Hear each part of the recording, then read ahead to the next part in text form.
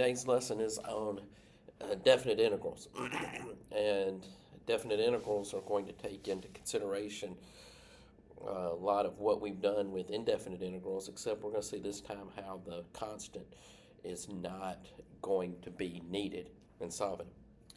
First off, the break down the fundamental theorem of calculus. Fundamental theorem of calculus is broken up into two parts, the first part and the second part. Some texts call one part the first part and then the other part, of course, the second part. But for the purposes of this class here, I will call this one the first fundamental theorem of calculus. The first fundamental theorem of calculus says that if we have the integral from a to b of f of x dx, then that's equal to the antiderivatives of a value at b minus the integrals, the antiderivatives value at a. Now, I want to look at it a little bit from this example here. We've got the antiderivative from 3 to 4. This is called your lower limit of integration. This is called your upper limit of integration. Well, if we're going to take the antiderivative of x squared, it becomes x cubed over 3. Now again, we don't put the plus c in here because this constant would be consistent throughout the entire problem. And by subtracting them, we would have this constant, and we'd subtract that constant from it again, so it would go away, become 0. So just based on that, know that you don't need the plus and constant here anymore. All right, so it's x cubed over 3. Now, according to this, we want to know the antiderivatives value at b. So we have 4 to the third over 3 minus 3 to the third over 3. So 4 cubed is 64, so it's 64 thirds minus 27 thirds. And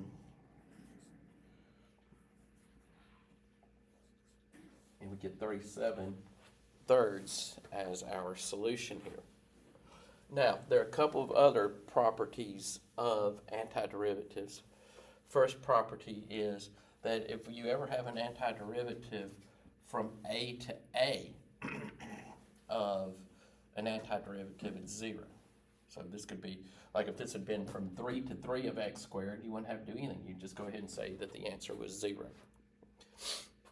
Also, an antiderivative's value from a to b of f of x is equal to the negative of the value from b to a of f of x dx. And again, that should make sense because you would expect f of b minus f of a to equal to the negative of f of a minus f of b. Now, the second fundamental theorem of calculus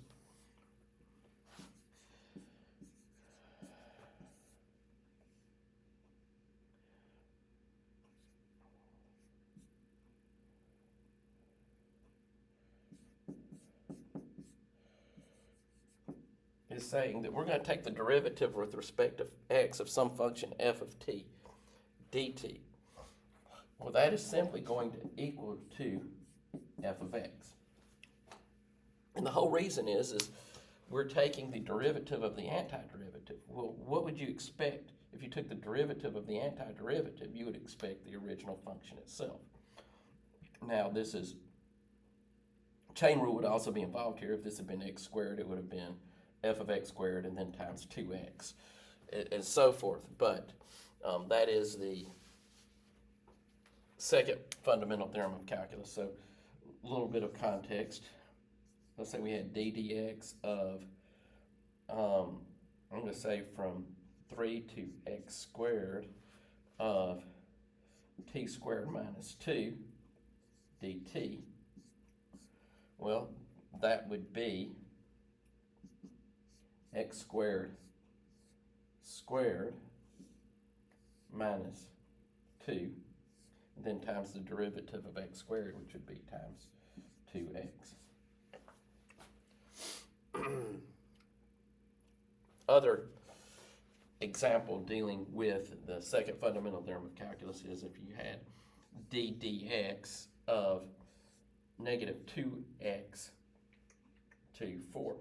And by the way, if you want to do this, if you want to take the antiderivative of this out the long way using the first fundamental theorem of calculus, you can.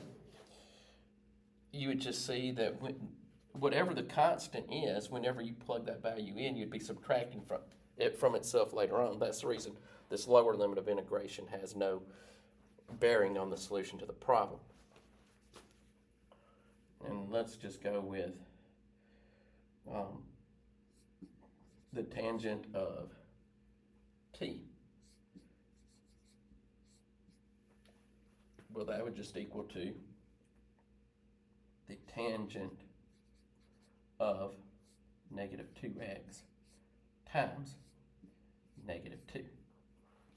And that would give you the solution there. So this is the first fundamental theorem of calculus, the second fundamental theorem of calculus. A regular, this is a definite integral problem without substitution. I'm going to show you a problem in just a second where substitution is involved. It's a little bit more complicated, but it'll be on actually the next video.